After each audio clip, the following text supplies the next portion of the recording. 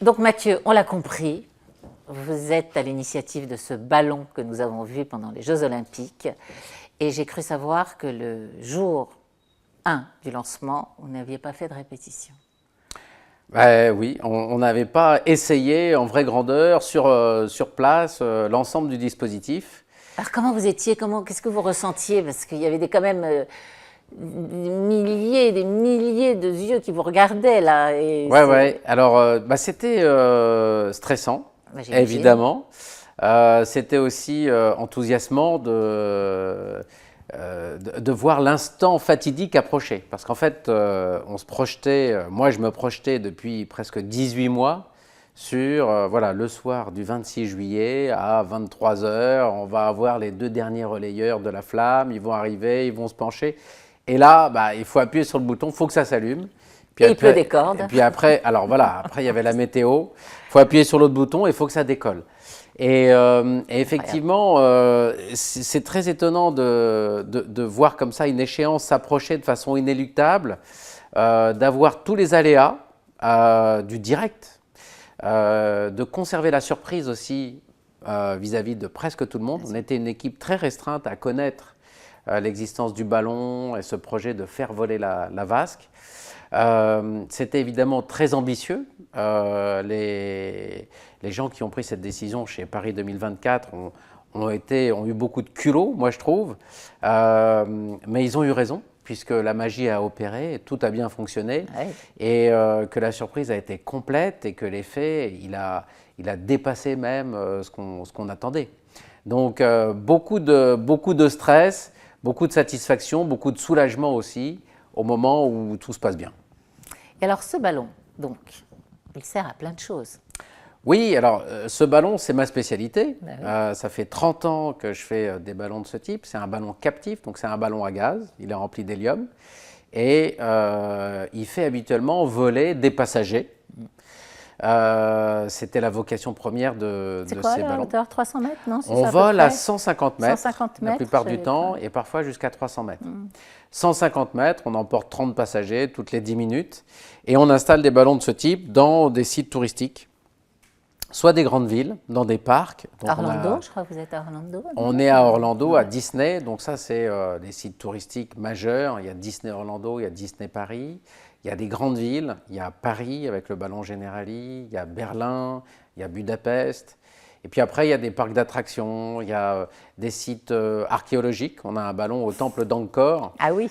au Cambodge, qui est magnifique. Et ça, c'est très populaire. Les gens adorent. Oui, alors ces ballons, ça fait 30 ans que j'en fais. J'ai commencé à Chantilly, près du château, et puis après sur les villes et sur les sites touristiques. En fait, c'est l'aéronef le plus écologique au monde. Hein, Oui, puisque et l'écologie, on sait que c'est quelque chose d'important pour vous. voilà, et c'est devenu de plus en plus important. C'est une installation qui est entièrement électrique. Hein, le ballon vole, Ouais. en fait, c'est l'hélium qui est plus léger que l'air et donc qui fait monter le ballon. Et après, on a une petite machinerie électrique qui le fait redescendre. Donc, on est dans quelque chose qui est très doux, qui est totalement silencieux, qui émet quasiment pas de CO2, un tout petit peu d'énergie pour faire redescendre le ballon. Donc, c'est un message aussi voilà, de respect de la nature, de l'environnement. C'est une façon de s'élever qui est douce, qui est accessible à tout le monde. C'est pas une aventure. Oui. On Très n'est pas en train de faire coûteuse, une cascade. et puis voilà. Voilà. Ouais. Donc les gens, ils vont en famille. On a des grands-parents qui amènent leurs petits-enfants. Et tout le monde apprécie. Il y a ce côté universel qu'on a retrouvé à l'occasion des Jeux Olympiques, Oui. puisque effectivement, on a constaté là que de s'élever, de voler, ça n'est jamais anodin. Ouais, c'est vrai. Il y a quelque chose ça qui rassemble. est, voilà, qui est Du domaine du rêve, un peu. exactement, c'est onirique, c'est presque magique parce qu'on a cette masse qui s'élève comme ça. Et alors le ballon, il est encore plus magique parce qu'il n'y a aucun bruit. On n'est pas en train de brûler un combustible tout à ou fait, de, oui.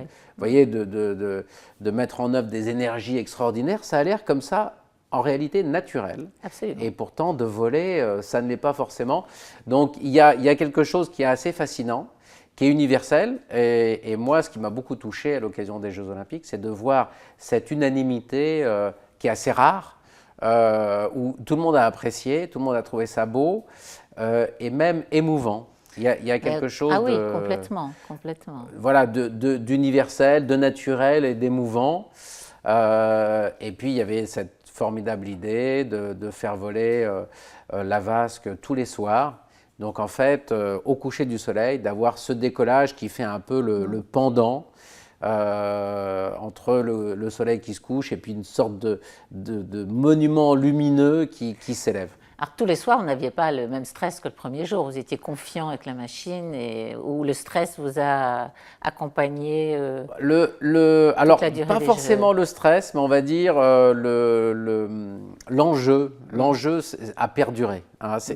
Effectivement, avant les Jeux, je me disais que si tout se passait bien, le jour de l'inauguration, on aurait fait 90% du chemin. Et en réalité, tous les soirs, on rejouait, l'enjeu était à nouveau là. Parce que c'est comme un spectacle. En fait, je me suis senti très près d'un acteur de théâtre. Oui, c'est ça. Tous les soirs. Alors, ce qu'on n'avait pas anticipé, c'est que les spectateurs étaient là. Les gens sont venus spontanément, parce que ce n'était pas non plus une convocation, etc. On avait dit que le ballon décollerait au coucher du soleil.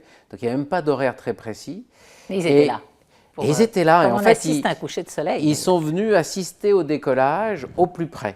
Hein, donc, on pensait que les gens verraient, puisque l'intention c'était que la vasque soit mise à disposition du plus grand nombre. Ça, c'était l'intention du designer, Mathieu Lehanner, retenu par Paris 2024. Mais on pensait que les gens le verraient comme ça en l'air. En réalité, ils sont venus pour assister au moment magique du décollage. À ce qu'ils avaient vu à la télé et ce qu'ils voulaient revivre eux-mêmes en vrai. Quelle satisfaction pour vous et votre associé, ça a dû être formidable. On va faire une autre pause et on se retrouve juste derrière. Merci.